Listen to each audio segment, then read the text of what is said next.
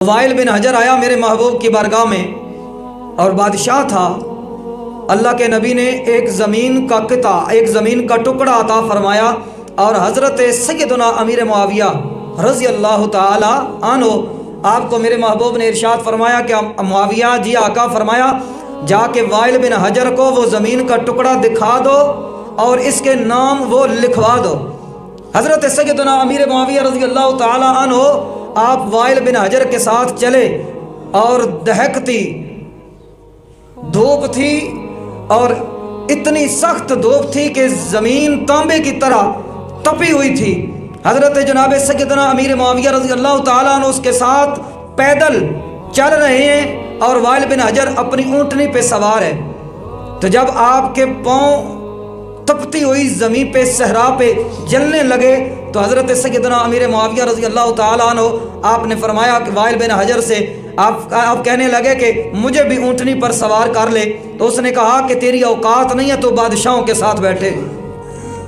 یہ اس نے تکبر کی وجہ سے، انا کی وجہ سے کہا تھا۔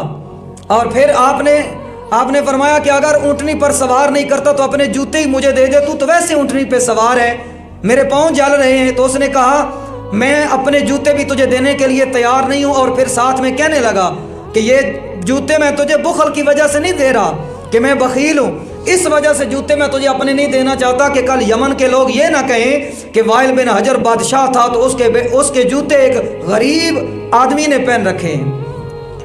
تو حضرت سیدنا امیر معاویہ رضی اللہ تعالیٰ عنہ اس کے ساتھ چلتے رہے، اور پھر زمانے نے دیکھا کہ ایک وقت آیا، اللہ نے کرم فرمایا، حضرت سیدنا امیر معاویہ رضی اللہ تعالیٰ عنہ آپ تخت نشین ہوئے،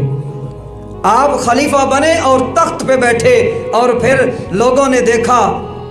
چشم فلک نے یہ نظارہ دیکھا کہ وائل بن حجر آیا، لیکن یہاں یہ نگاہ نبوت کے پروردہ تھے۔ حضرت سیدنا امیر معاویہ نگاہ نبوت کے پروردہ تھے، حضور کی بارگاہ سے براہ راست فیض حاصل کیا تھا، اور اللہ کے نبی نے فرمایا تھا اللہ کا قرآن پڑھ کے تلک الدار الآخرۃ نجعلها للذین لا یریدون علوا فی الارض، اللہ فرماتا ہے کہ ہم آخرت کا گھر ان لوگوں کے لیے مخصوص کر دیں گے، ہم آخرت کا گھر ان لوگوں کے لیے مخصوص کر دیں گے جو زمین میں بڑا بننے کی خواہش اور تمنا نہیں رکھتے۔ تو حضرت سیدنا امیر معاویہ رضی اللہ تعالیٰ عنہ آپ چونکہ نگاہ نبوت کے پروردہ تھے، آپ نے دربار رسالت سے براہ راست فیض حاصل کیا تھا۔ پھر وہ وقت آیا کہ وائل بن حجر جب آیا تو حضرت سیدنا امیر معاویہ نے اس کو اپنے ساتھ تخت پہ بٹھایا،